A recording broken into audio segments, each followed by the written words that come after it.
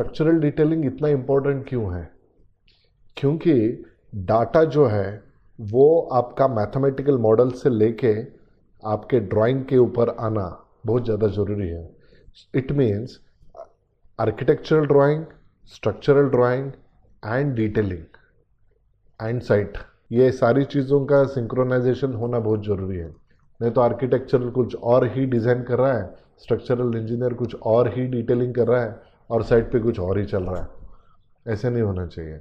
सो structural detailing का जो महत्व है वो बहुत इंपॉर्टेंट है. ये जो डाटा है एक्सट्रैक्ट करके हम लोग ड्राइंग के ऊपर कैसे लेके आते हैं और वो डाटा कितना इम्पोर्टेंट है.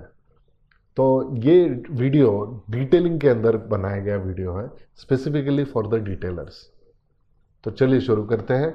ये वीडियो के अंदर हम लोग एक बहुत ही अच्छा सॉफ्टवेयर है जिसका नाम है CSI डिटेलर. एक नया सॉफ्टवेयर लेके आया मार्केट में CSI.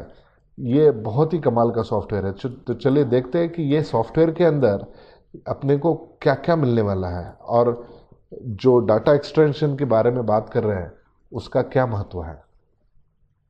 तो जब भी कोई फाइल खुलती है तो ये पहले ETABS के ज़रिए वो पहले फाइल खुलेगा. अब ये ETABS की जो फाइल है वो पहले खुलेगी. यहाँ पे ये फाइल खुलने के बाद जो ग्रिड्स एंड उसका डाटा एक्सट्रैक्शन होगा. Like this is the file that I have created for you, grids, stories and ये सारी चीज़ें. इसके अंदर कुछ वार्निंग्स है, इसके बारे में बाद में बात कर लेते हैं. सपोज ये डाटा है, ये डाटा मैंने यहाँ से कुछ अगर आपको उसमें डिटेल्स चेंज करने हैं तो वो चेंज भी कर सकते हैं. Pier forces, spandrel forces and slabs, this detailing are not available here. अगर उसके पैरामीटर्स अगर आपने स्पेसिफाई कर दिए ETABS में तो वो डाटाज भी यहाँ पे आ सकते हैं. तो यहाँ पे ओके करने के बाद पूरा डिटेलिंग का फॉर्मेट यहाँ पे आ गया. तो देखते हैं यहाँ पे कि क्या क्या चीज़ आती है. तो पहले तो ये स्ट्रक्चर ऑफ फ्रेमिंग प्लान, यानी देखिए ये कॉलम्स आ गए, बीम्स आ गए, बीम्स के IDs आ गए, डायमेंशनिंग चीज़ आ गई. ठीक है, यहाँ पे मैंने शेयर वॉल करके दी थी. वो शेयर वॉल चीज़ अगर पियर लेबलिंग किया हुआ है तो वो भी यहाँ पे आ जाएगी. तो ये जो ड्राइंग है वो ड्राइंग एक्चुअली आप यहाँ से एक्सपोर्ट व्यू करके ऑटोकैड में भी लेके जा सकते हैं, DXF फॉर्मेट में भी लेके जा सकते हैं. ठीक है, तो चलिए देखते हैं कि क्या क्या चीज़ आ रही है और इम्पोर्टेड ये जो व्यूज़ है वो क्या क्या है. तो यहाँ पे देखेंगे आप कि अलग अलग फ्लोर लेवल्स या शेयर वॉल भी आ गई है. देखिए ये जो है वो शेयर वॉल है. ठीक है, पहले ETABS में भी दिखा देता हूँ कि क्या क्या.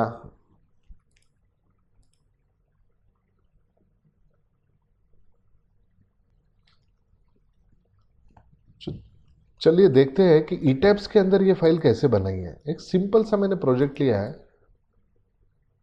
इसके अंदर यहाँ पे शेयर वॉल है, स्लैब्स है, RCC स्लैब्स है, बीम्स है. अगर आपको डिटेल में इसके अंदर व्यू करके देखना है तो आप अंदर जाके यहाँ पे ओपनिंग दिया हुआ है. ठीक है, तो ये सिंपल सा मैंने यहाँ पे फोर्सेस दिए हुए हैं और इधर आप देखेंगे कि मैंने एनालाइज्ड भी स्ट्रक्चर किया हुआ है जिसमें फोर्सेस वगैरह भी है, डिफ्लेक्शन शेप्स वगैरह. तो इसको अगर सपोज डिज़ाइनिंग करने के बाद डिटेलिंग करना है, सपोज यहाँ से ये डिज़ाइनिंग के डिटेल्स मेरे सामने तो आ गए. सपोज फॉर एग्जांपल आप देखेंगे यहाँ पे कि T1, T2, T3, B1, B2, B3 यानी टॉप 3 एंड बॉटम 3 रेनफोर्समेंट आपके सामने है. लेकिन इसको पकड़ के मुझे पेपर के ऊपर लेके आना है तो कैसे करेंगे. कॉलम के रेनफोर्समेंट भी रिबार mm² के अंदर आप देखेंगे कि यहाँ पे है. तो इसके लिए ये सॉफ्टवेयर बहुत ही ज़्यादा प्रभावशाली है जिसका नाम है CSI डिटेलर. और CSI डिटेलर के अंदर आप देखेंगे कि क्या क्या अजूबा और क्या क्या जादू होती है. सपोज अगर आप कॉलम रेनफोर्समेंट की तरफ जाते हो तो ये कॉलम के शेड्यूल्स हैं. देखिए पहले तो ये कि कॉलम कौन कौन सा है, ये कॉलम नंबर है, ये centre line of the column दिए हुए हैं. ठीक है। शियर वॉल की सेंटर लाइन भी है, यहाँ पे ये सेंटर लाइन जो साइड पे लगती है वो सेंटर लाइन, अगर आप चाहते हो तो ये पर्टिकुलर व्यू कैप्चर करके कैड में भी लेके जा सकते हैं। ठीक है। तो ये होने के बाद ये शियर वॉल का सेक्शन व्यू है, यानी कितने नंबर ऑफ रीबार्स आपको यहाँ पे देने हैं और कितने लगेंगे, क्या क्या लगेंगे, उसके डायमीटर क्या क्या होंगे। सपोज मान लीजिए ये 20 mm बार लग रहे हैं 12 नंबर्स, नीचे ये 18 mm लग रहे हैं, ऊपर ज़्यादा लग रहे हैं नीचे कम लग रहे हैं, क्योंकि मैंने ई टैप्स के अंदर यहाँ पे लैटरल फोर्सेस भी दिए हुए हैं, अर्थक्वेक भी है, विंड भी है। ठीक है। तो इसका ये मतलब नहीं है कि ऊपर ही बार, जो ये जो बार है ऊपर के बार ही एक्चुअली ज़्यादा रहेंगे, ऐसा नहीं है। अगर डेड लोड लाइव लोड के हिसाब से देखेंगे तो 12 नंबर या 14 mm के बार है, इस हिसाब से मैंने, यानी सॉफ्टवेयर ने यहाँ पे जो रिक्वायरमेंट के हिसाब से यहाँ पे डाले हैं। तो ये जो रिबार्स है वो अगर आप नहीं दे सकते, सपोज 80 mm का बार अवेलेबल रहता नहीं इंडिया में, तो क्या करेंगे फिर? इसको यहाँ पे जाके आपको जो बार डायमीटर चाहिए उस हिसाब से आप चूज कर सकते हैं। सपोज ये 50 mm का बार कोई यूज़ नहीं करता इंडिया में, तो मुझे ये बार्स नहीं चाहिए, तो क्या करेंगे? इसको अनलॉक करेंगे और यहाँ पे जाके जो बार्स आपको 6 mm का बार कोई यूज़ नहीं करता है, 14 mm का बार नहीं यूज़ करता है, 18 भी नहीं करता है, 22 का भी नहीं होता है, 25 का हो जाता है, लेकिन फिर भी ये पर्टिकुलर प्रोजेक्ट में फॉर एग्जांपल मुझे यूज़ नहीं करना है, तो डिलीट कर सकते हैं। और मुझे वापस ये स्टार्ट डिटेलिंग करना है, तो उस हिसाब से ये डिटेलिंग वापस चेंज होगा। और ये जो कॉलम्स के जो डिटेल्स मैंने अभी आपके सामने दिए थे वो वापस दिखा देता हूँ। तो 25 mm के बार, जो 14 mm के बार जो पहले दिए हुए थे वो चेंज होके अभी 16 mm के आ गए।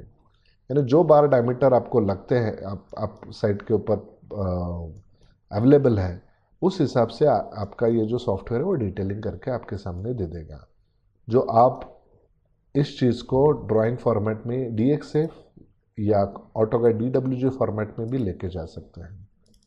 बिल ऑफ क्वांटिटीज़ भी निकलती है, यानी कितने क्यूबिक मीटर कंक्रीटिंग होगी लगनी है और कितना केजी स्टील लगने वाला है। रिबार ये जो रेशो है, हाउ मेनी केजी पर क्यूबिक मीटर, ये वॉल्यूम भी बिल ऑफ क्वांटिटीज़ के ज़रिए यहाँ पे आपको मिल जाता है।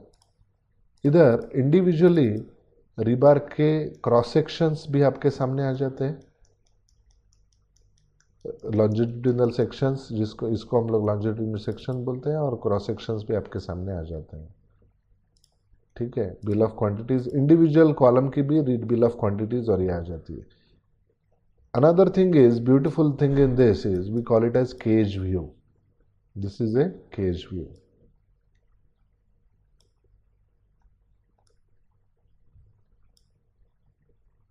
ओके। तो हर एक कॉलम के ऐसे ड्राइंग्स भी निकलते हैं, क्वांटिटीज भी निकलती है, रीबार क्वांटिटीज और केज व्यू। केज व्यू के अंदर आप देखेंगे यहाँ पे कि ये लैप लेंथ भी दी हुई है। ठीक है जी।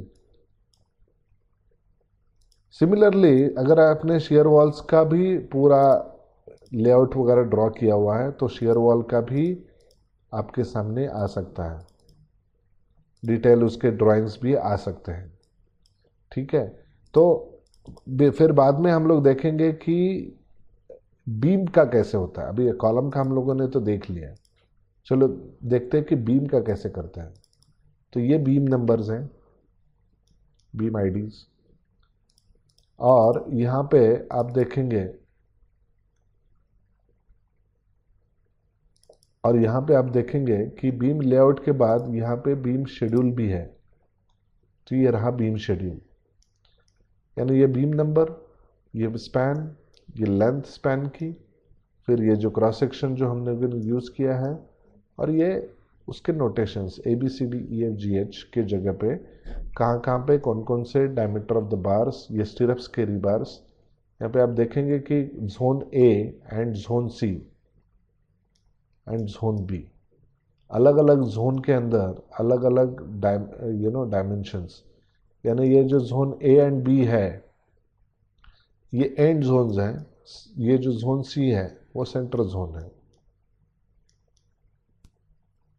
तो इसके लिए कौन सा जोन कहाँ पे कैसे पता करें, तो एलिवेशन भी दिए हुए हैं। तो elevation A B C, sorry elevation 1 2 3 ये कहाँ पे दिए हुए हैं, तो ये सपोज फॉर एग्जांपल अगर आपको देखने हैं,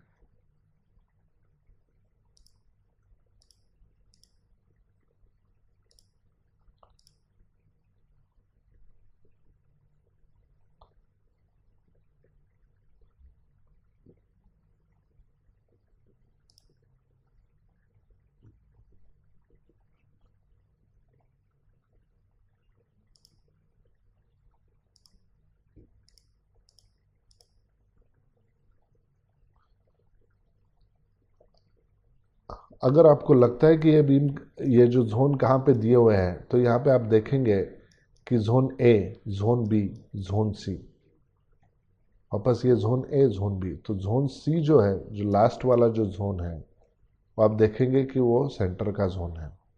तो उसी के लिए अगर आप देखेंगे यहाँ पे कि सपोज अगर बीम का जो डिटेल है,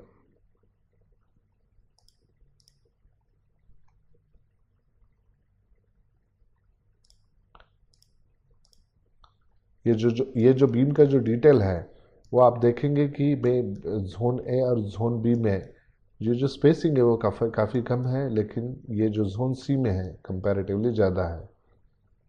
ठीक है, तो ये हो गया बीम डिटेलिंग। और पहले जो दिखाया था मैंने वो कॉलम डिटेलिंग, उसकी जो डिटेल्स व्यू है वो भी इसके अंदर देख सकते हैं।